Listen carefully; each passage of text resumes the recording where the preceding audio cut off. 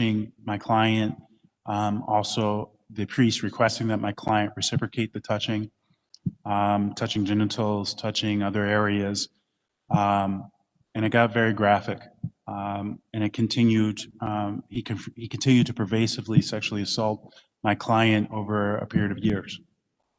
My client did not tell anybody what was going on. What was kind of phrased to him was that he needed to keep it quiet because God would not appreciate you breaking a secret that you have with a priest. And he did keep it secret. He kept it secret for a long time. The only reason that the abuse actually stopped was because I just got to interrupt and give you, can you wrap it up like in a minute or two? We got the Lieutenant Governor coming in. absolutely, absolutely. The only reason it stopped was because he was transferred to another parish. And so we ended up filing a complaint in the Superior Court. A lot of those cases were grouped together, and we ended up going to a high-low arbitration. He had to opt in as a plaintiff as the arbitration. He did so, and then we were able to kind of tell his story. It was very therapeutic to him to be able to do so. We were able Thank you. I'm sorry, we were able to get I don't remember exactly what the settlement was, but we were able to get him aptly compensated. Great, thank you very much. Meeting's over. Thank you, Councilor Lieutenant Jubenville. Governor. Thank you. for letting me do that. Thank you. Ready?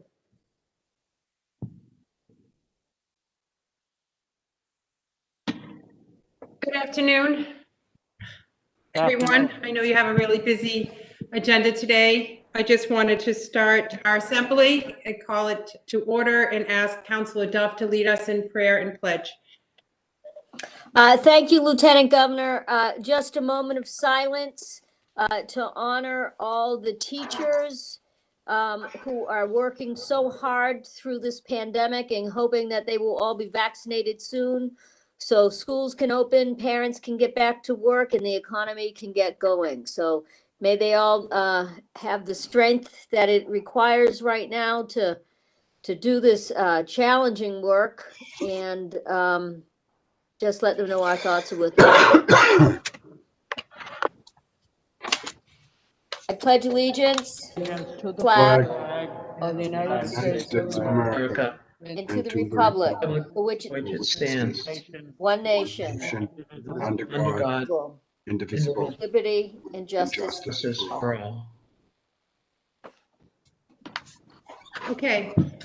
I recognize Councilor DiPaolo for a motion to record advice and consent for the financial warrant. So moved. Second. There's a motion and a second. All in favor, say aye. Aye. I recognize Councilor Hurley for a motion to record advice and consent for the pending list of notaries public and justices of the peace. So moved. Second. There's a motion and a second. All in favor, say aye. Aye. I recognize Councilor Duff for a motion to record advice and consent for the appointment of Kristen Buxton to the position of Associate Justice of the Superior Court. My pleasure and honor to submit that nomination, Governor. Second. Is this on Attorney Buxton? Yes. Yes, it is. Okay, There's a motion and a second. Councilor Devaney? I second it, and I have, can I speak, Lieutenant Yes. Governor? Thank you. First of all, I ask your indulgence because this is a very unique, and I'm 100% for this, and I thank you and the governor. She knocked it out of the park. We have got one of the best that I've seen in my 21 years. But I'm going to ask your indulgence because I have a statement that's going to be put in the record in our files. And it's very important to me because it's unique. I have been thoroughly involved in 3 of Attorney Buxton's cases. They had been covered in the media and newspapers and on TV. So I hope you'll allow me to put this in my statement because I think it's very important that I have this in our file. First of all, Kristen. I can't hear you, Marilyn. I don't know, something happened to my mic. It's turned off. Okay, I can hear you now. I can hear you. Can you hear me? Yes. Okay.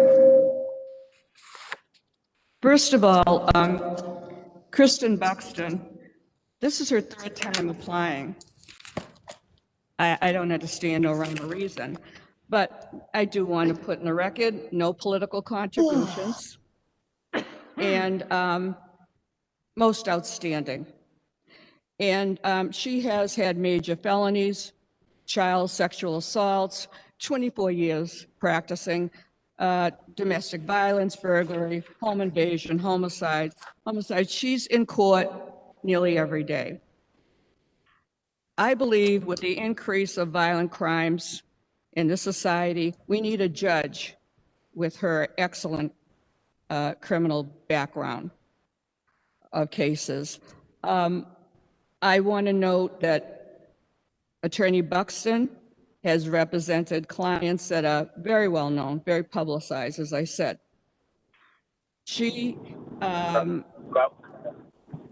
We received many letters, but we received a letter from Bowie, and he said that he couldn't say more about Attorney Buxton and how highly he respects her.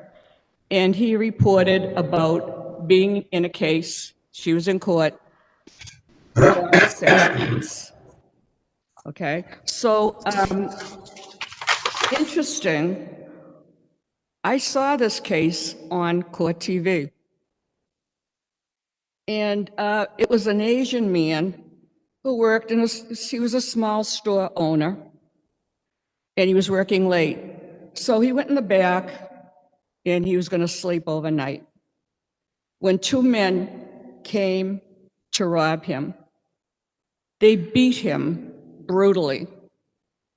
They were forcing him to open the safe, and he was so wounded, he couldn't stand to open the safe, so they shot him. It was a long trial requiring different people who could speak two languages to interpret for the two criminals. Now, the case that we are all, I'm sure everyone has heard, it was the case of a woman who broke into a home in the middle of the night, kidnapped a 2-year-old baby from her bed, assaulted her, burnt her with cigarettes all over her body, from head to the bottom of her feet, chopped off her hair, leaving deep wounds. Then she dropped her in this cold winter night, naked, by the side of the road.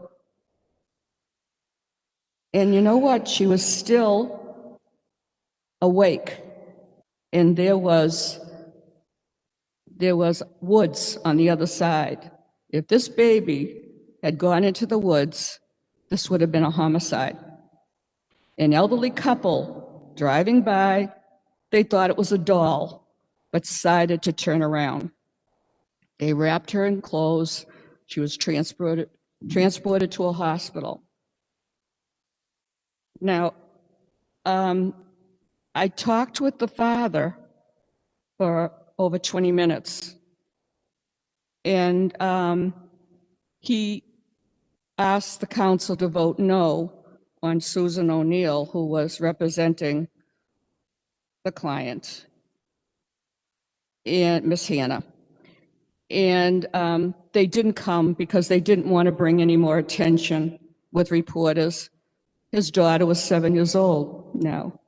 And he told me that she still had trouble putting on her socks in the morning because of all the scars all over her legs and her feet.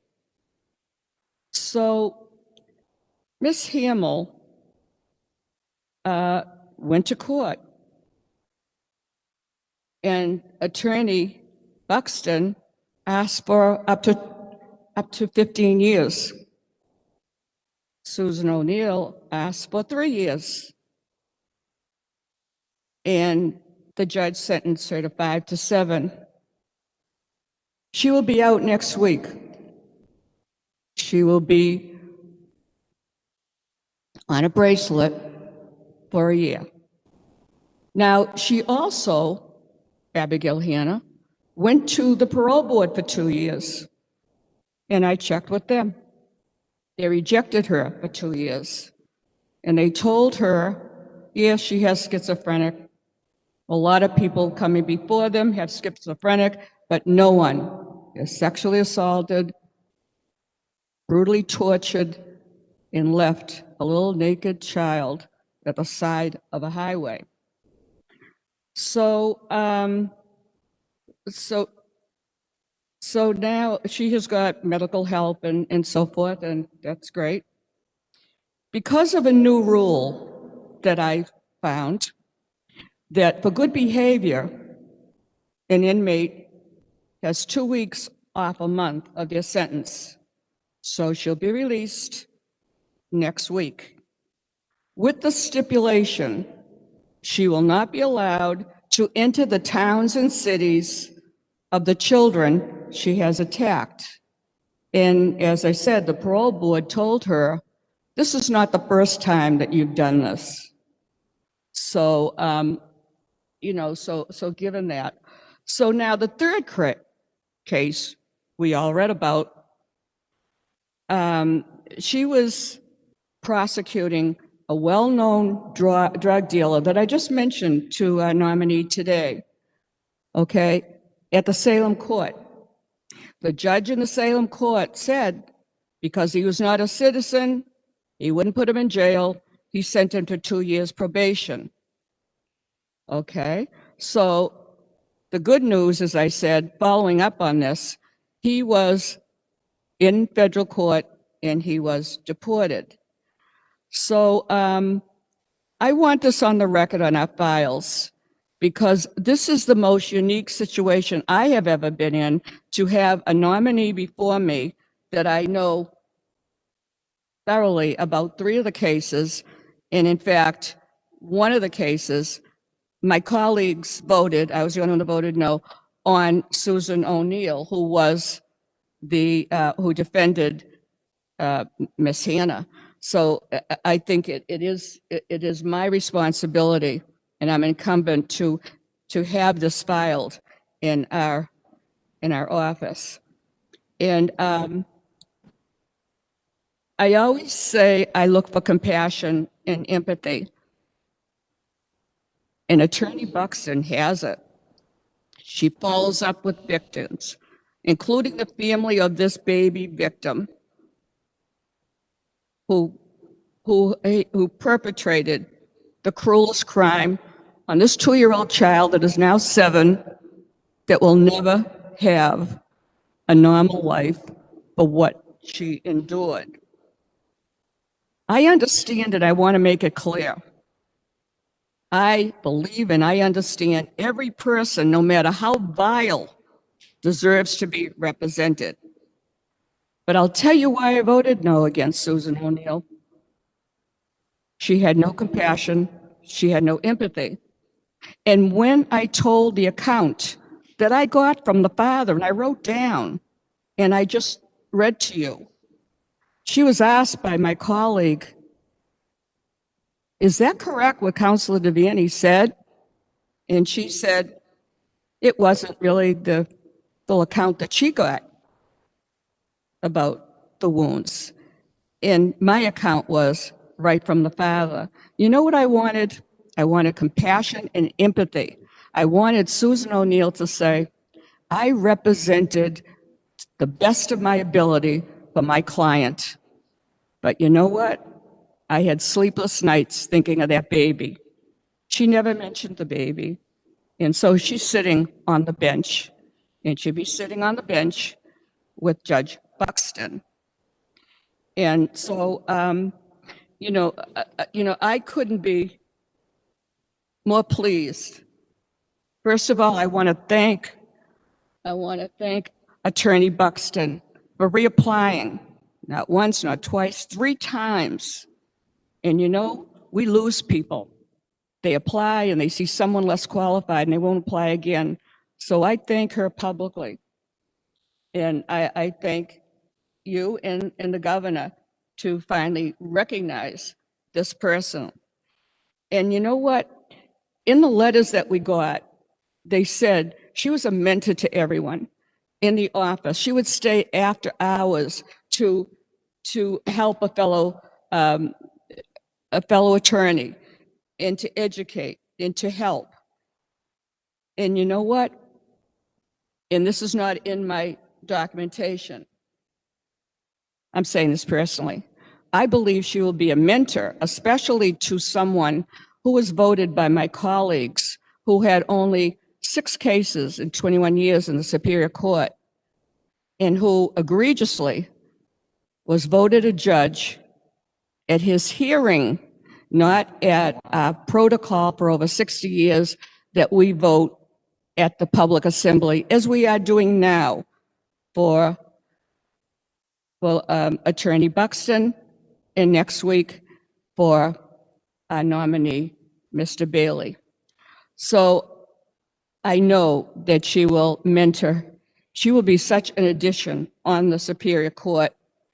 She should have been there years ago, but it's not too late. We have lost so many good people because of the age 70, and I pray to God that I can change that, I can get someone to do it, because I don't have the authority.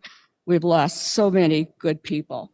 So with that, I'm going to end, and I thank you, and I thank my counselors for being patient to let me get through this. But I think, in all due respect, I think that this nominee has gone beyond what we have seen in other nominees, and I'm very proud, and I usually don't say it, I'd be proud to vote today, and I know that she'll be such a credit to the Commonwealth of Massachusetts. I want to thank my counselors for their patience.